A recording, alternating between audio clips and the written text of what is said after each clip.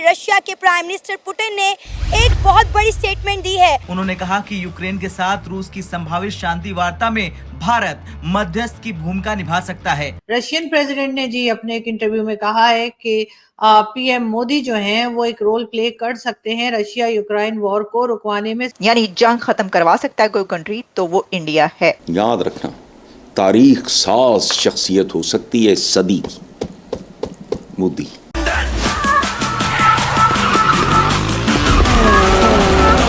जब इंडिया के prime minister Narendra Modi Ukraine के विजिट पर थे तो रशिया ने यूक्रेन पर कोई भी हमला नहीं किया। बस इससे ये बात साबित होती है कि इंडिया के prime minister Narendra Modi Russia के लिए कितने अहमियत के हामिल है। लेकिन ये चीज तो माननी ही पड़ेगी कि रशिया यूक्रेन वॉर को रुकवाने में मोदी जी और यानी कि इंडियन प्राइम मिनिस्टर एक बहुत इम्पोर्टेंट रोल प्ले करना चाह रहे हैं, कर भी सकते हैं और करेंगे। हो दोस्तों, क्या बात है। किसने सोचा था 1947 में एक मुल्क जो आज़ाद हो रहा है वो 76-77 साल के बाद वो दुनिया की दो बड़ी सुपर पावर्स उनके दरमियान जो है वो पीस डील्स कराएगा। और साथ ही साथ उनको हर जगह, चाहे गल्फ कंट्रीज हो, चाहे रशिया यूक्रेन हो, यूरोपियन कंट्रीज हो, अमेरिका हो, हर एक ही एक इम्पोर्टेंट लीडर और बड़े लीडर के तौर पे देख रहा है। अब देखें, जब नरेंद्र मोदी साहब यूक्रेन गए तो किसी ने ये सोचा नहीं था या कुछ ऐसा प्लान में था नहीं। मोदी साहब को, नरेंद्र मोदी को मैं समझता हूँ वो इस सदी की जैसे नेल्सन मंडेला टाइप अगर वो बंदा करे, चूंकि दुनिया की सबसे बड़ी जमहूरियत का वो चेहरा है।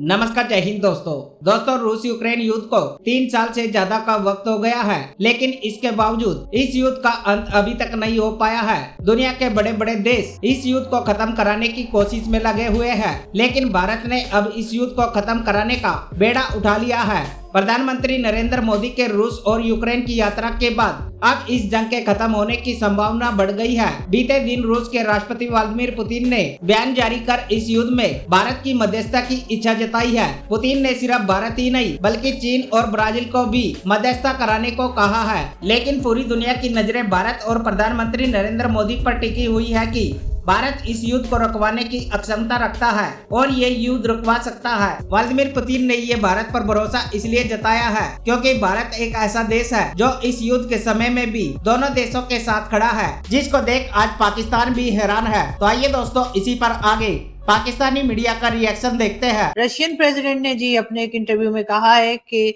पीएम मोदी जो हैं वो एक रोल प्ले कर सकते हैं रशिया यूक्रेन वॉर को रुकवाने में। साथ ही उन्होंने इस बात का भी इकरार किया है या कहिए इस बात को भी माना है कि वो पीस की तरफ जाना चाहते हैं और अब ये वॉर जो है ये रुक जानी चाहिए। तो definitely Indian prime minister Narendra Modi ji जो हैं वो एक बड़े लीडर के तौर पे सामने आए हैं और आप उनकी जितनी चाहे, उनकी अपोजिशन हो चाहे पाकिस्तान हो, जितना चाहे आप बुराइयां कर लीजिए, लेकिन ये चीज तो माननी ही पड़ेगी कि रशिया यूक्रेन वॉर को रुकवाने में मोदी जी और यानी कि इंडियन प्राइम मिनिस्टर एक बहुत इम्पोर्टेंट रोल प्ले करना चाह रहे हैं, कर भी सकते हैं और करेंगे होपफुली।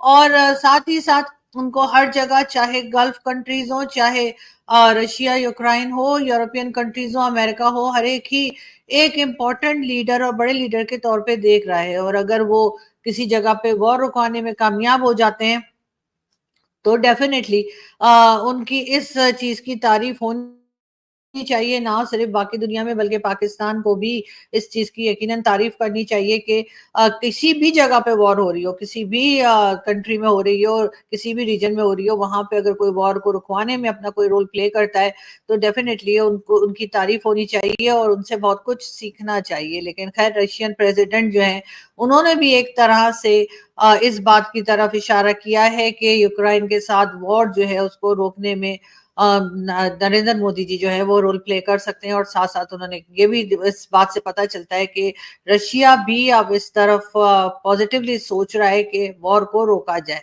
बहरहाल हम देखते हैं, इस खबर के ऊपर हमारी नजर आएगी। देखिए, बेसिकली ये तो एक हिस्टोरिकल चीज है कि इंडिया हमेशा से रशिया के ब्लॉक में रहे, चाहे सोवियत यूनियन हो, जबकि हम लोग जो पाकिस्तान थे कभी सीटों में कभी सेंटों में अमेरिकन ब्लॉक के अंदर रहे हैं। तो रशिया और इंडिया हमेशा एक दूसरे का रिगार्ड करते हैं और रशिया की तरफ से अमेरिका को हमेशा अभी फ्यूल में जैसे देखा उसके बाद में इंतहाई ज़्यादा सब्सिडी दी गई।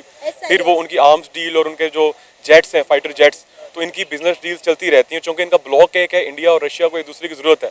इंडिया की मार्केट 1.5 अरब लोगों की मार्केट है।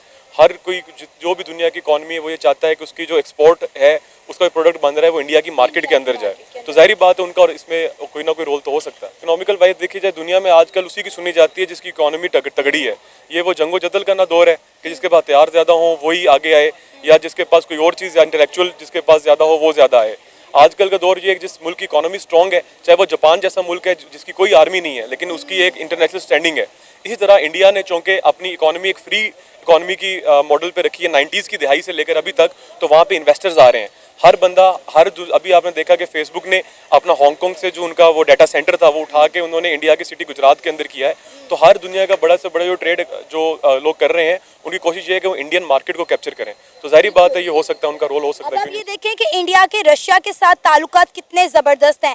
आपको याद होगा जब यूक्रेन और रशिया की वॉर स्टार्ट हुई थी तो अमेरिका ने इंडिया को मना किया था कि आपने रशिया से क्रूड ऑयल नहीं लेना, लेकिन इंडिया के जो फॉरेन मिनिस्टर हैं उन्होंने अमेरिका को शटअप कॉल दे दी थी और रशिया से इतना क्रूड ऑयल खरीदा कि इंडिया और रशिया ट्रेडिंग पार्टनर बन गए।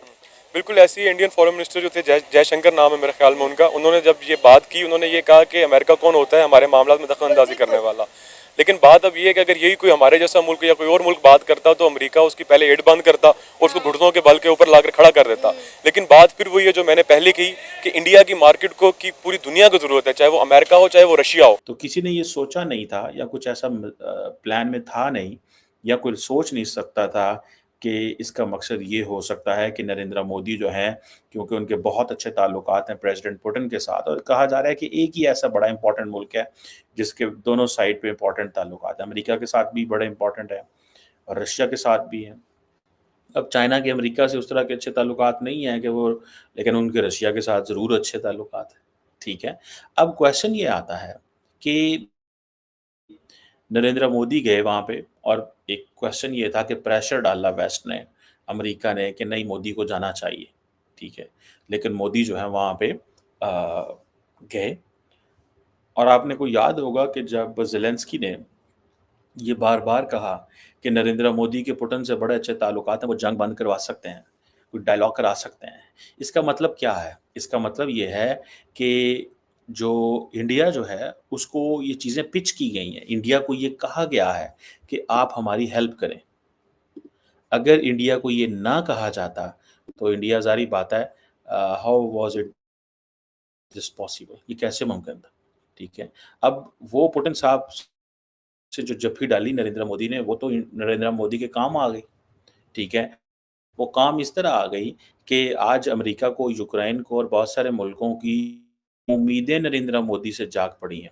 कुछ विश्लेषक का मानना है कि पीएम मोदी ने जो दोनों पक्षों को बातचीत की वो शांति को आगे बढ़ाने में सफल साबित हुआ है। उनकी यूक्रेन यात्रा ने भी पूरी दुनिया को यही मैसेज दिया है कि भारत इस युद्ध को रुकवाने की एक सफल कोशिश कर सकता है, क्योंकि अगर ऐसा नहीं होता तो रूस जैसे शक्तिशाली देश के मजबूत राष्ट्रपति व्लादिमीर पुतिन मध्यस्थता के लिए भारत का नाम नहीं लेते।